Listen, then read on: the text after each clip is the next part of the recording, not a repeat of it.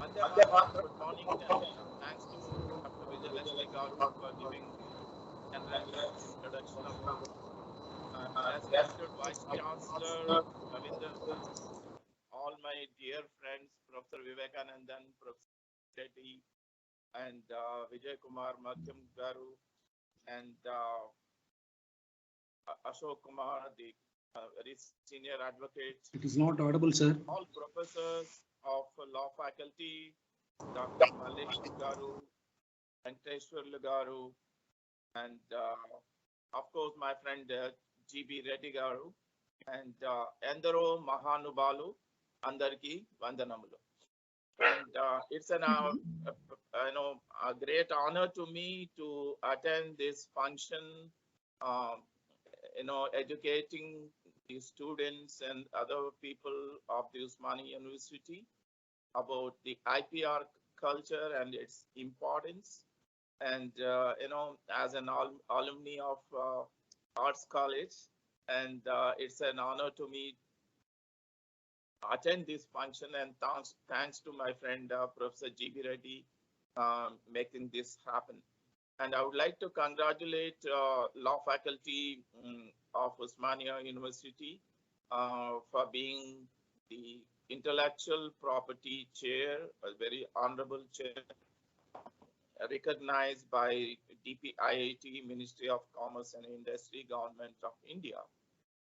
And it is very important for all universities to have an IP culture and instill the habit of respecting the intellectual property rights.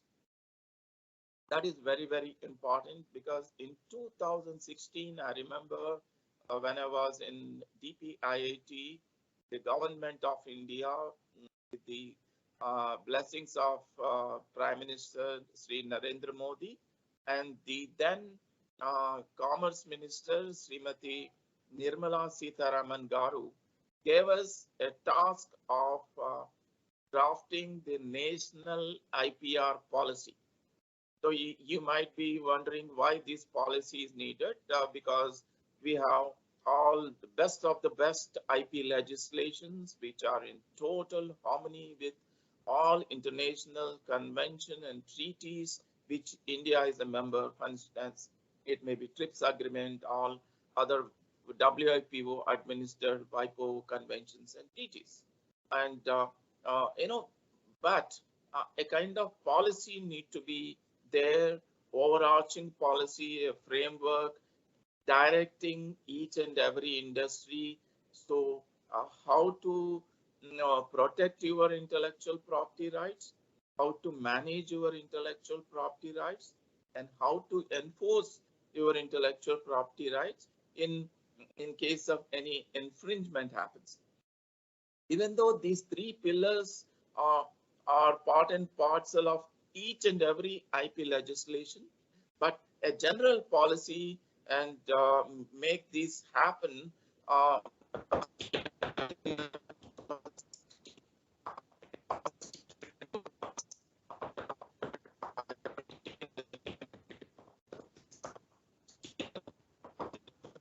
and that came into existence now. The main motto is Creative India, Innovative India. So while encouraging Creative India and Innovative India, all the universities like Osmania University, which has a very good science and engineering faculties, which must be definitely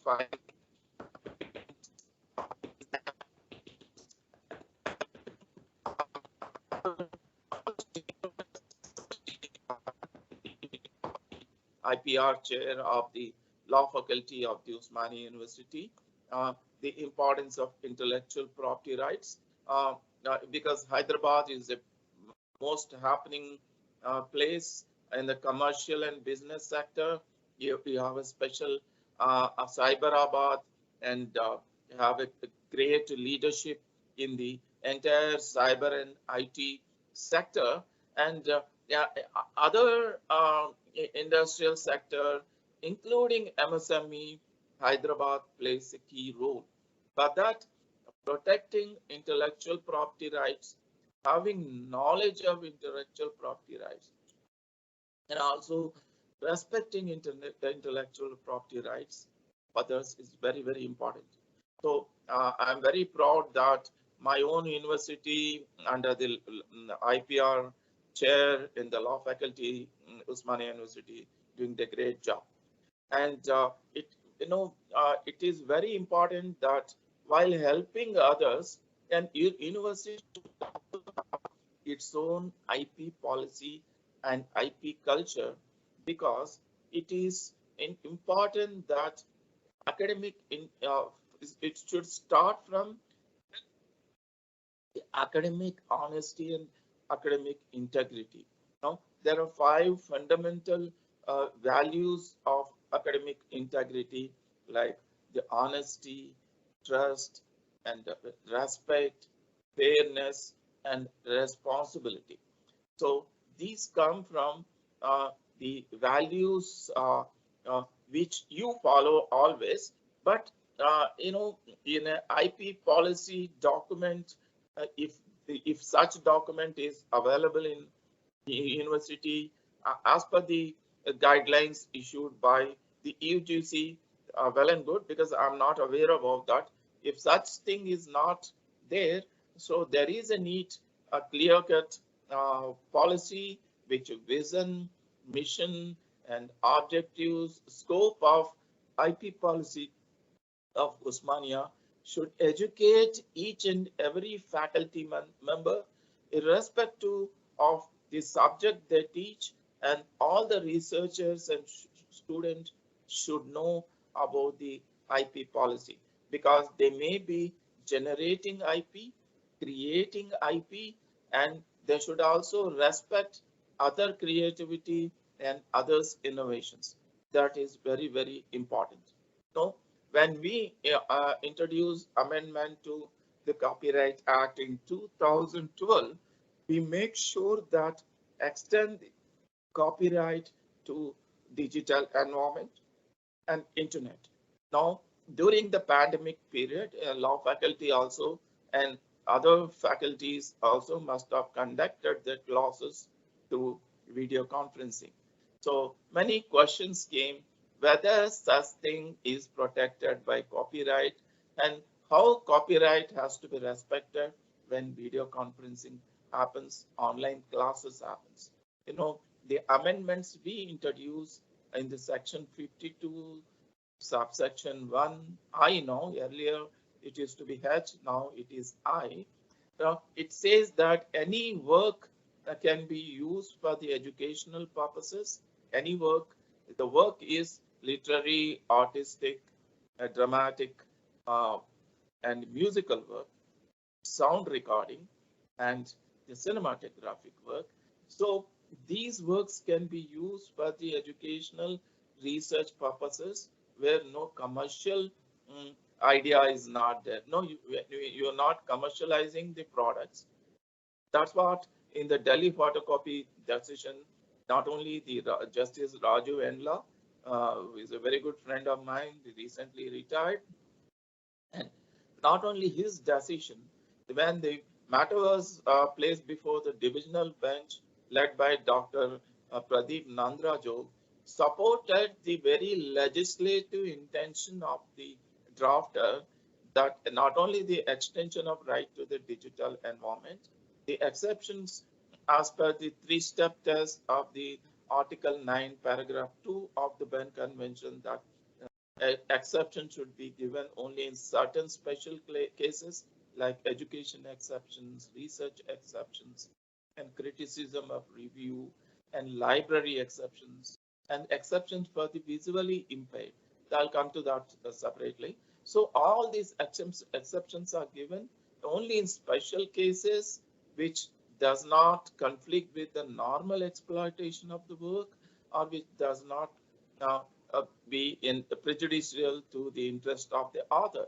So when this right of reproduction of the author was given exceptions for these purposes, and that's what the clearly mentioned in the judgment, and even there are various exceptions which India fought for. India not only fought during the 1967 Stockholm revision of the Berne Convention, which is the mother and father of all the copyright conventions.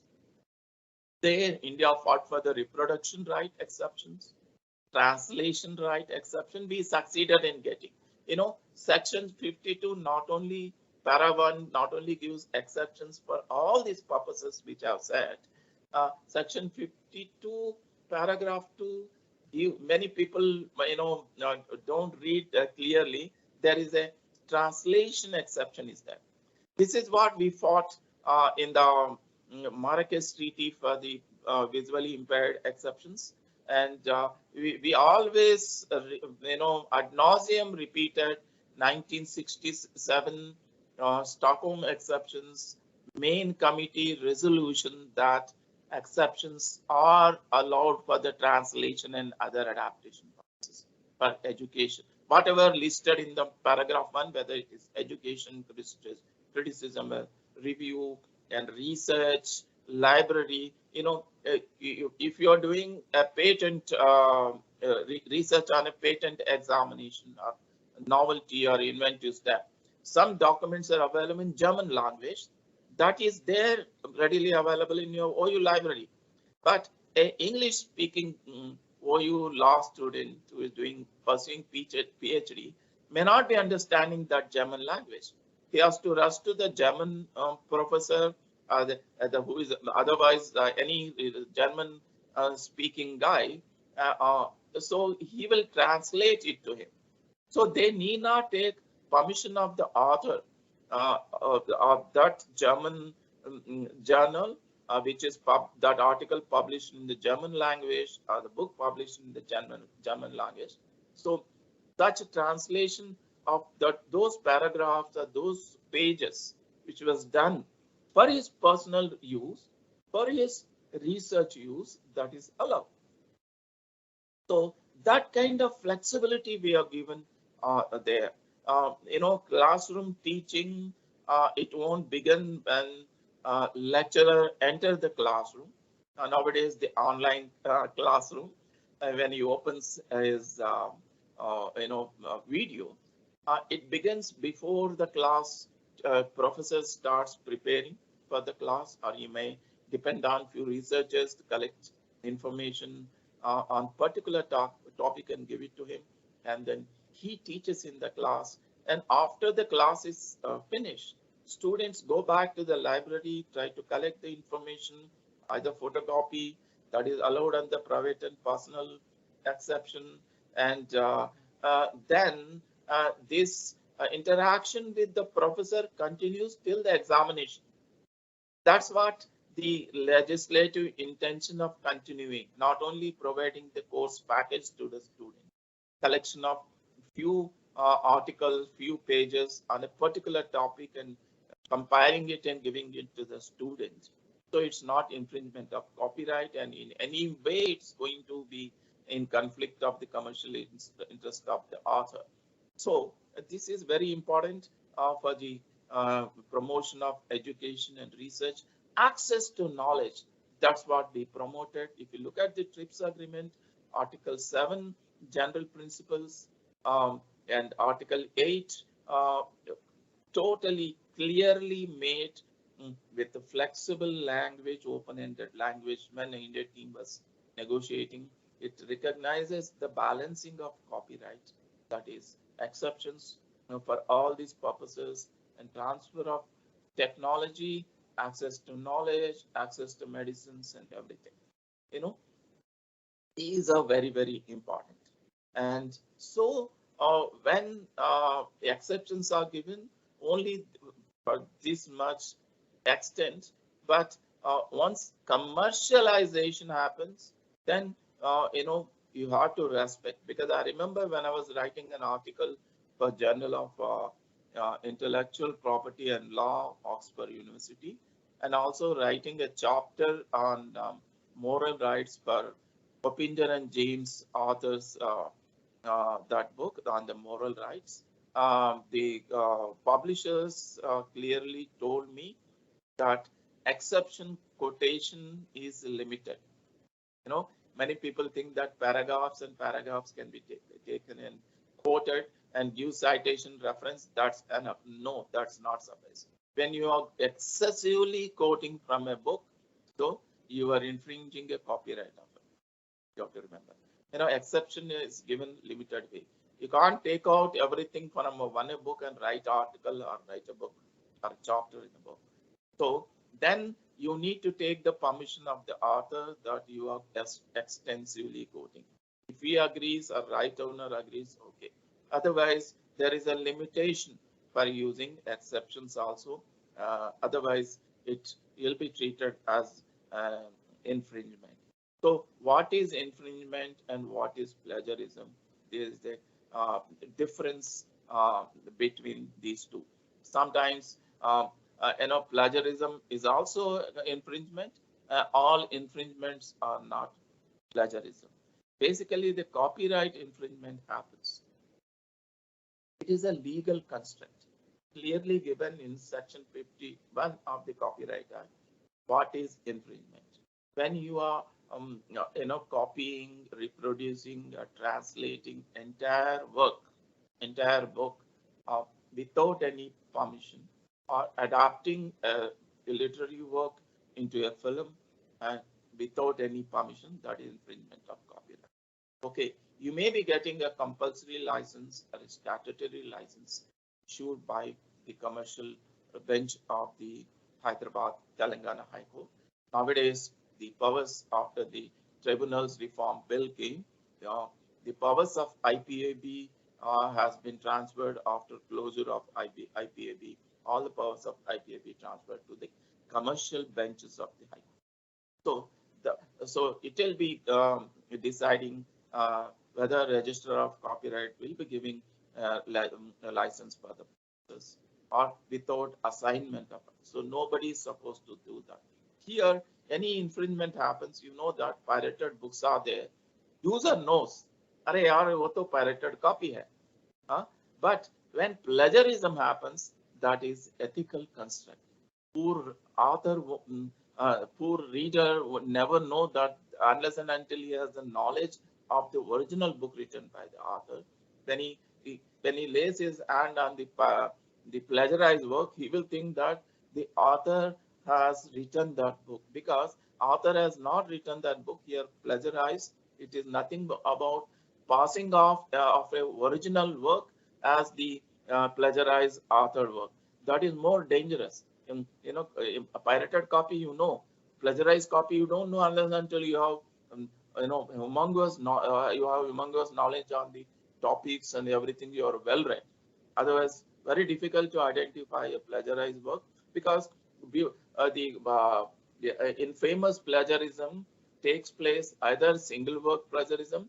That is very easy to find out that entire book has been copied. Sometimes multiple plagiarism happens, and unless until you know all the sources, that it is not, you think that it's a original book. But there are third highest rated plagiarists are there.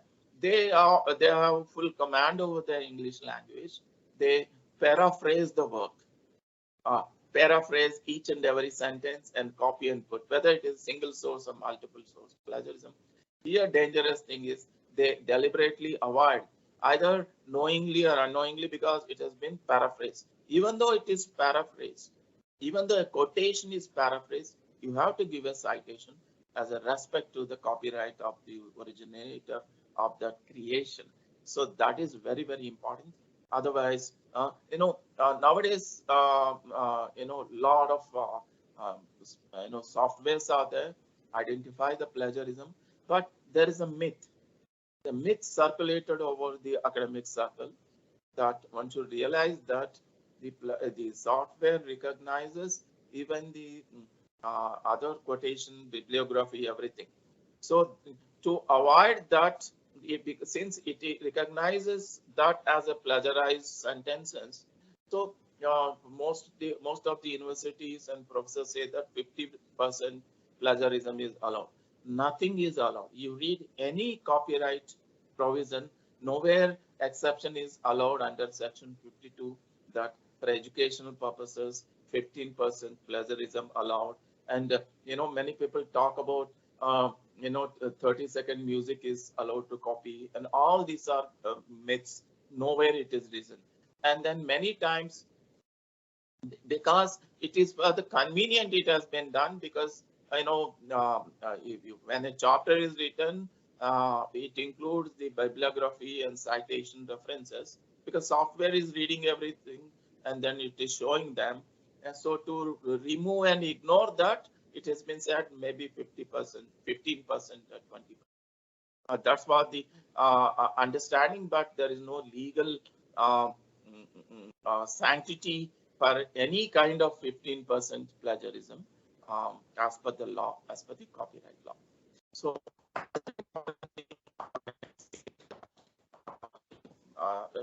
respecting copyright is very, very important. This has to be taught to the students. I remember when I was studying MA Development Studies in Public Policy, all the students were mandated to attend plagiarism lectures, where how to avoid plagiarism, how to respect the copyright, how to give referencing, and this should be made a practice not only for the research students, and also all the graduates and undergraduates, because now internet has provided the various platforms and blogs for people to write and express their thought. I know, young students, brilliant students in the first year and second year, they write blogs and contribute to various journals, and they should be taught how to respect copyright. That is very, very important. Otherwise, we won't be doing any justice to the intellectual. So with this, I would like to end my talk. Since it is only an inaugural lecture, I should not be taking too much time. Once again, I would like to thank my friend Professor G.B. Reddy for giving me this opportunity. An honor to be part of as an alumni in the Osmania University event. And I would like to congratulate everyone, and want to thank once again holding this very important seminar under the DPIIT IPR chair. Thank you. Jai Hind. Namaste.